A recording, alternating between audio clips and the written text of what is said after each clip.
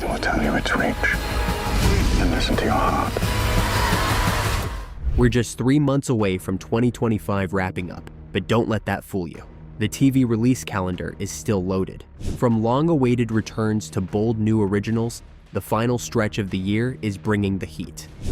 これから皆様には遊びをしていただきます。 And trust me, number 1, it's from a director who created 2 of the greatest shows ever made. He's back, and this might be his best work yet. Let's break down the 10 biggest shows taking over the end of 2025. Number 9, Robin Hood, MGM+, November 2nd. Rebellion can spread.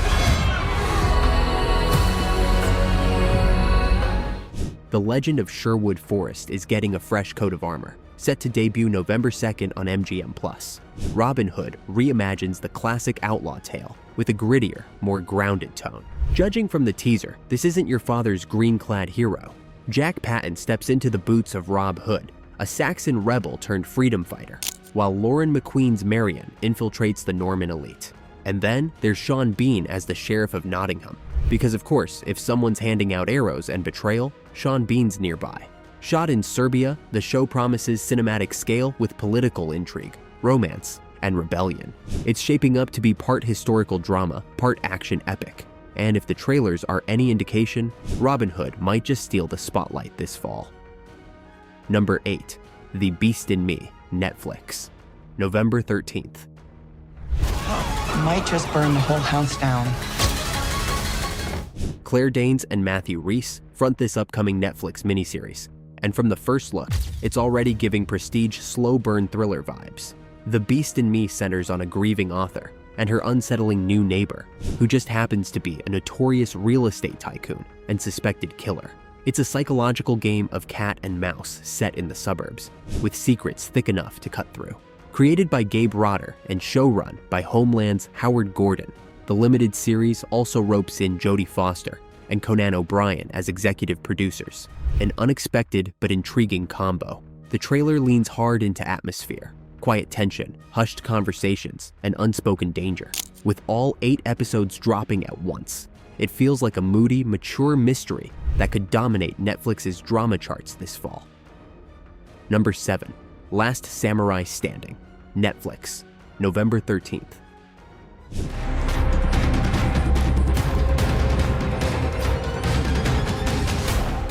Think Shogun meets Squid Game with a katana in each hand. Last Samurai Standing is shaping up to be one of the boldest Japanese productions Netflix has ever dropped. Set in the Meiji era, nearly 300 warriors enter a high-stakes survival game at a temple in Kyoto, all fighting for one thing: 100 billion yen and their honor. Junichi Okada not only stars as the morally torn samurai Shujiro Saga, but also produces and handles action choreography. The visuals look sharp, the costumes are period authentic, and early festival reactions out of Busan point to tight pacing and heavy drama. It's only 6 episodes, but based on the trailers and behind-the-scenes buzz, this is no filler, just full-blown, blood-soaked storytelling. If you're into battle royales with historical weight, mark your calendar. Number 6, Splinter Cell, Deathwatch, Netflix, October 14th. Why don't you tell me why the entire Eastern Bloc wants a piece of you? After years of silence and development updates that felt like smoke signals, Deathwatch is finally locked and loaded. Based on Ubisoft's iconic stealth action franchise, this animated series brings Sam Fisher back in a new form, voiced by Liev Schreiber, and it's not pulling punches. The visuals lean heavily into noir anime vibes, with clean, cinematic sequences teased in the early footage. Derek Kolstad, known for John Wick, is running the show, which should tell you everything about the tone: tactical, tense, and brutal when it needs to be. Animated by European powerhouses Sun Creature and Faust, the style looks fresh without losing that grounded espionage core feel. Whether you're a diehard fan or totally new to Splinter Cell, this one's looking like a hard-hitting entry point worth watching. Number 5, The Abandons, Netflix, December 4th. Created by Sons of Anarchy mastermind Kurt Sutter, The Abandons aims to drag the Western genre into darker, bloodier territory.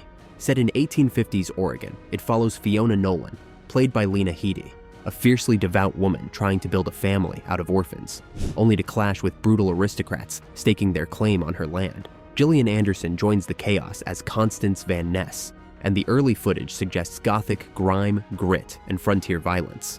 Production had its bumps. Sutter exited late in the shoot, but with 10 episodes and a stacked cast, including Lucas Till and Nick Robinson, it's still shaping up to be one of the boldest swings Netflix has made in the Western space. Expect sweeping landscapes, moral decay, and maybe even a body count or two. Number 4. Spartacus, House of Ashur, Starz, December 5th.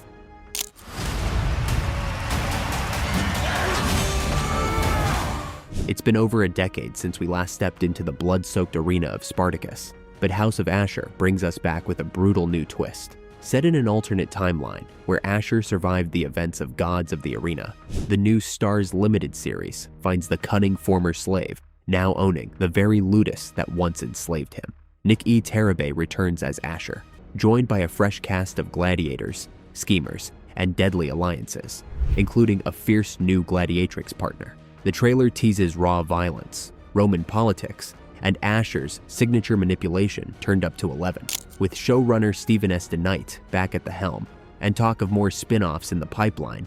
This one isn't just fan service. It's a full-blown resurrection. Let the games begin. Number 3. Stranger Things, Season 5, Netflix, November 26th.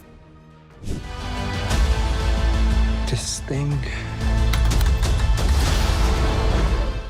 The Upside Down is about to collapse, or consume everything. Stranger Things returns for its 5th and final season, closing out a cultural phenomenon nearly a decade in the making. Volume 1 drops on November 26th, with Volume 2 landing Christmas Day, and the epic series finale arriving on New Year's Eve. The story picks up in the fall of 1987, with Vecna still at large, the military hunting 11, and Hawkins at the center of a battle that will decide the fate of the world. The cast is back, including fan favorites like Steve, Eleven, and Dustin, with some emotional goodbyes ahead. If the teaser's any clue, and it is, expect heartbreak, heroism, and one final monstrous showdown. No turning back now. Number 2. A Knight of the Seven Kingdoms, Maximum, January 18th, 2026. So be brave. Be just. Okay, technically this is an early 2026 release, but can you blame us? It's George R.R. Martin. A Knight of the Seven Kingdoms is the next major chapter in the Game of Thrones saga, and if the trailers are anything to go by, it's bringing back that rich Westerosi magic fans have been craving. Set 90 years before the events of Thrones, the series follows Sir Duncan the Tall and his young squire, a Targaryen prince known as Egg. Expect noble houses, brutal tournaments, early signs of political rot, and that classic mix of honor and bloodshed. The production looks top tier. The cast is promising, and if this lands, it could become the next obsession for Thrones fans. Number 1. Pluribus, Apple TV+, November 7th. Lord Carroll, we will figure out what makes you different. Figure it out, why? This has been our number 1 most anticipated release all year, and it's finally almost here. Pluribus marks the long-awaited return of Vince Gilligan, the mind behind Breaking Bad and Better Call Saul, and he's stepping into the world of sci-fi for the very first time. Rhea Seehorn leads the series as a woman who seems to be the only person immune to a virus that makes everyone else unnaturally happy and compliant. The trailers so far? Mysterious, haunting, and loaded with symbolism, including a strange phone number, cryptic teasers, and a tone that feels deeply unsettling in the best way. If Gilligan sticks the landing again, Pluribus could be more than just a hit. It could define this era of prestige sci-fi television. And that's a wrap on our countdown. From cyber spies and cursed samurai to Targaryen squires and viral mind control, the final months of 2025, and yes, even a little into 2026. It's not me they want. They said watch. Are stacked with some of the boldest, weirdest, and most ambitious TV we've seen in years. If Pluribus, Stranger Things, or A Knight of the Seven Kingdoms are anywhere near as good as they look, we're in for one unforgettable winner. If one of your must-watch shows made the list, go ahead and hit that like button, subscribe, and ring the bell so you're always up to speed on what's next in TV. Fire we lit might just burn the whole house down. Without Got a dark horse pick or sleeper hit we should have included? Drop it in the comments. We're always hunting for what's next. Thanks for watching, and we'll see you on the couch.